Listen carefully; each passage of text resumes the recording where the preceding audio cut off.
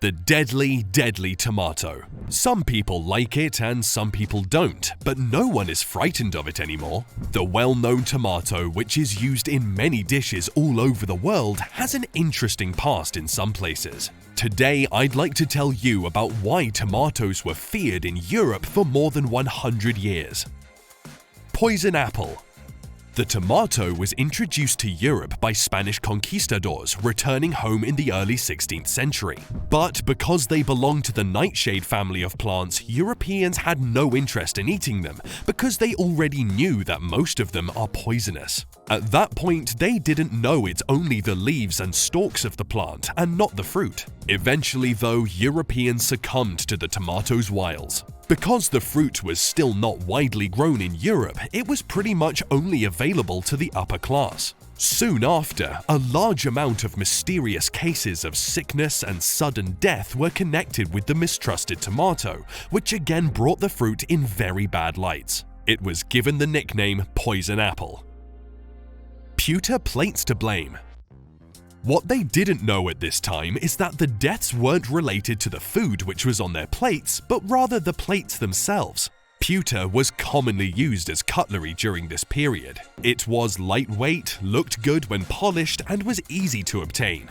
Cups, dishes, and utensils were often made from the alloy, which consisted mostly of tin, but also contained a large percentage of lead. No one believed pewter was dangerous because the lead was safely mixed with the tin. The problem was not with the pewter itself, but with what was being served on the plates. Tomatoes. Tomatoes are extremely acidic. Anyone who has had heartburn from a particularly acidic batch of red sauce pizza has experienced this before. The tomatoes with highly acidic juice would burn the pewter plates and allow the lead to come out and contaminate the food. The acid burns were not apparent to the naked eye, and people did not realize that lead poisoning was as dangerous as it truly was at the time.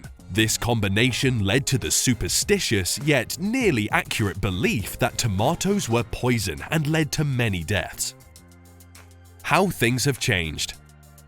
Clearly, the tomato has recovered its reputation as a popular food staple, but that took years to come about. The 18th century saw a larger version to the fruit. Alchemists and scientists said it was a nightshade, which it is. Peasants thought it was killing the rich. It wasn't until the 19th century that the view of the tomato began to change for the better. Eventually, people figured out that lead-laden eating utensils were a bad idea.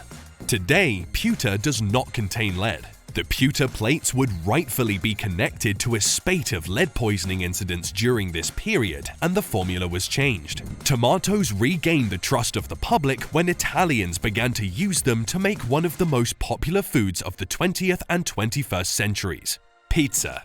Suddenly, tomatoes were safe to eat again, and moreover, they were found to be delicious.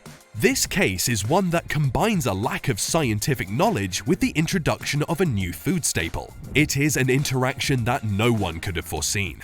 Tomatoes are still acidic, but luckily we no longer eat off lead plates. So next time you enjoy a slice of pizza or a juicy tomato, remember the long and complicated history of this misunderstood fruit. Thanks for watching. If you enjoyed this video, don't forget to like and subscribe to our channel. See you in the next one.